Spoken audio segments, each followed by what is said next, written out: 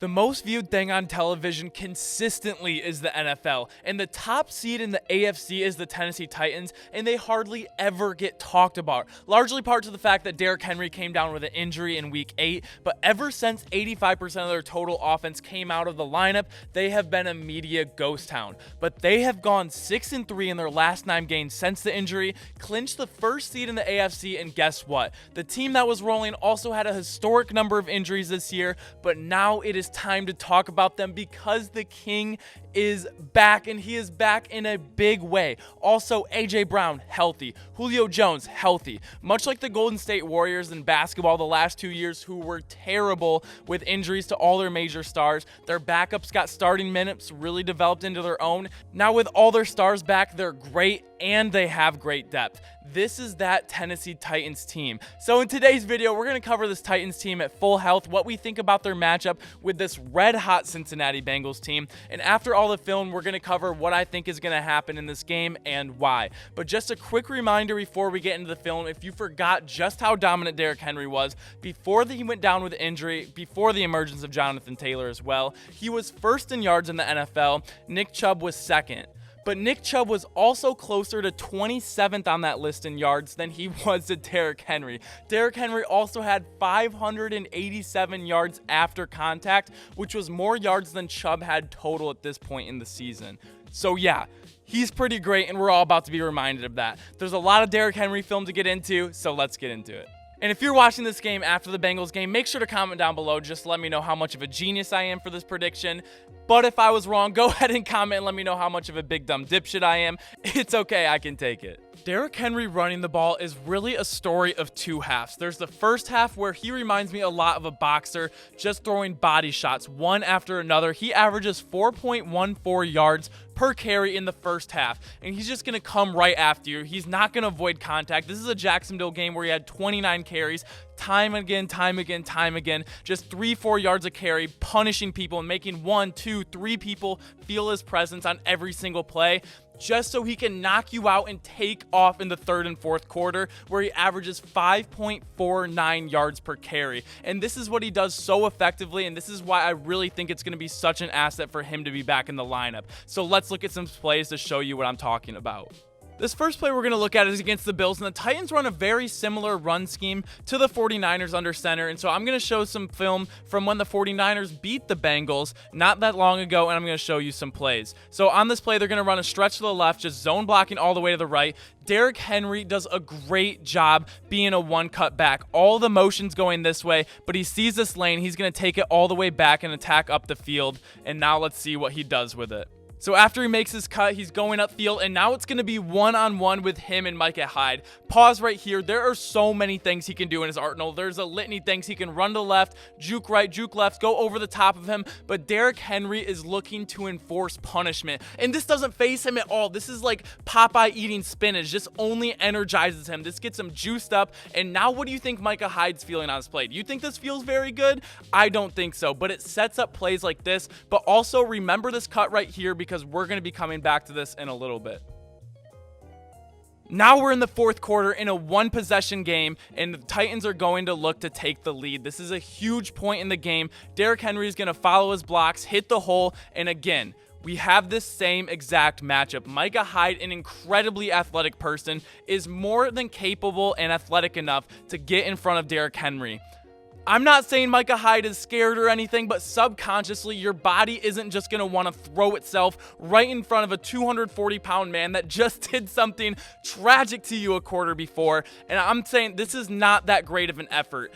Derrick Henry's fast, he's athletic, but Micah Hyde can absolutely get in front of him. He kind of barely gets even a hand on him. This isn't a very great effort, but this is what Derrick Henry does, and he does this to everyone, especially DBs, especially smaller people. The first 2.5, 3 quarters, he is punishing you with his body, just so in the fourth quarter, everyone starts tackling a little bit higher, everyone's legs gets a little bit tired, and then you lose that grit and will to tackle him like you were earlier in the game.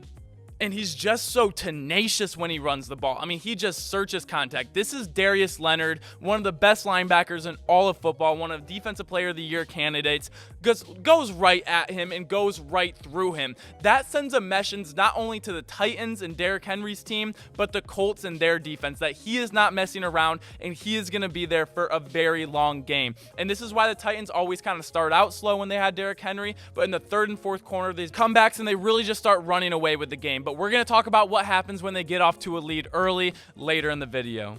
And I love this concept that the Titans run. This isn't exactly a pitch to the outside sweep. Is just kind of get the ball back to Derrick Henry, let him run downhill, let him find his holes, and the Titans block this beautifully. But this is again in the fourth quarter when he just starts pinballing off people. People start tackling a little bit higher. It's not going to get the job done. He's going to spin for extra yards and start breaking these games wide open. But now we're going to look at a little bit of 49ers versus Bengals film, see where they had success, see where Derrick Henry can really take advantage of this game, because the Bengals going into this game are going to be down 2 defensive linemen. They do have Hendrickson coming back, which is huge, but the Bengals being a really good run-stopping team, this is going to hurt them being down 2 defensive linemen. And I showed that Jets play and that first Bills play for a reason, or at least more than one reason, because this is going to be that same kind of pitch action. Everyone's just going to block down to the left. The Jimmy G is going to pitch it back, and the running back's going to go find his lane. But like we saw in the first clip and like we saw in that last clip, Derrick Henry has fantastic vision, and the running back just misses it on this play. So again, the cutback lane is just built for you. Your right tackle has a great seal block.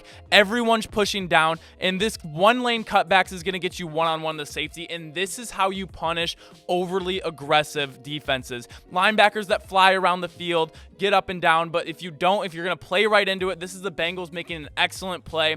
But again, you can easily punish the over-aggressiveness of the Bengals linebackers, and we're going to see this a lot.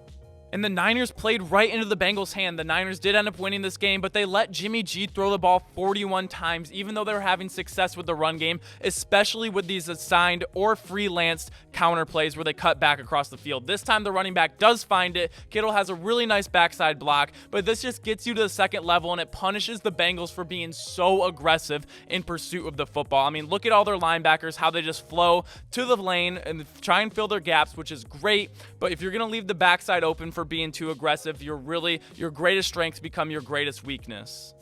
And again, we're going to have another counter where the running back's going to come to the right. Everyone's going to block down. Trent Williams is going to block down. But George Kittle right here is going to come across the formation, kick out the defensive end, and Deebo Samuel is going to come across, and he's going to block this inside linebacker, and it's going to create a natural running lane for this running back to run right through. So again, this is where I think Derrick Henry's vision and just being a one-cut back, getting up and down the field is going to play into his strength so much, because he's still going to be able to make that one cut and go in and punish you, but also when he's one-on-one with a corner or a safety, he's going to be faster than them as well. But this is where the 49ers found a lot of success, and if I'm the Titans, I'm watching these plays over and over and implementing a ton of counter action and telling Derrick Henry to always look for the backside cut, because the Bengals are so fast and so aggressive in the run game.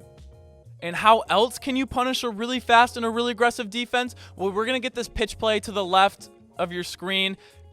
Look how beautiful this is. Look at where all the action goes. Look at the linebackers. They're completely overloaded to the left side of the field, or our left, their right. And they're going to fake this pitch beautifully. And this is going to set up, again, a fully healthy A.J. Brown coming on a wide open slant over the middle of the field. Healthy A.J. Brown, healthy Julio Jones. A.J. Brown can take the top off the defense. Julio Jones is a big body target. Derrick Henry, again, can have a huge amount of carries. I believe he's going to be healthier than ever. I believe he could have came back a little bit sooner, but they knew they were going to get the playoffs, and now having even a bye week, he's going to be fresher than ever. He's going to be ready for 4 quarters of super tough football. And another reason the Titans were so successful with Derrick Henry in the lineup is he averaged 5.58 yards a carry on 1st and 10. That is enormous, because that's going to set up your entire playbook open when you're playing ahead of the change. Nothing kills a drive more, well, one, than penalties, but when you run it and it gets -2 yards, 0 yards, 1 yard, 2 yards, and you're 2nd and 8, which turns into 3rd and 7, 3rd and long. When you're starting off almost every possession in 2nd and 4, 2nd and 5, that opens up your playbook so much. And especially when the Titans are leading games by 9 to 16 points, he's averaging 5.79 yards a carry.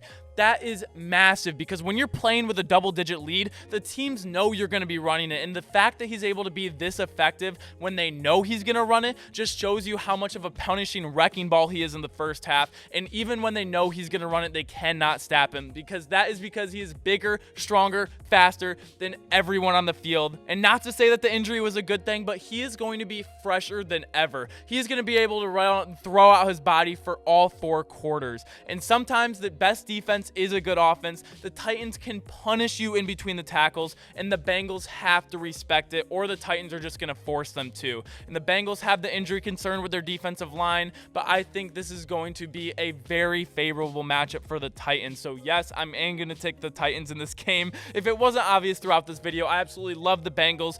Do not take anything away from what they've done.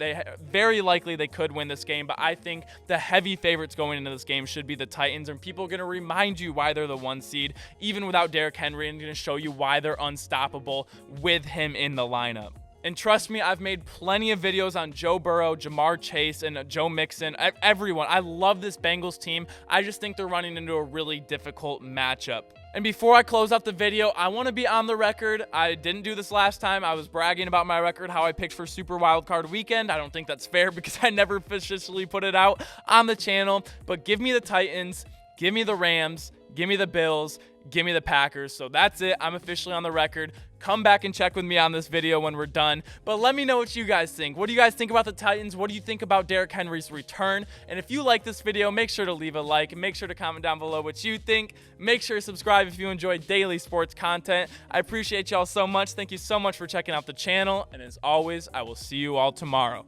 Peace.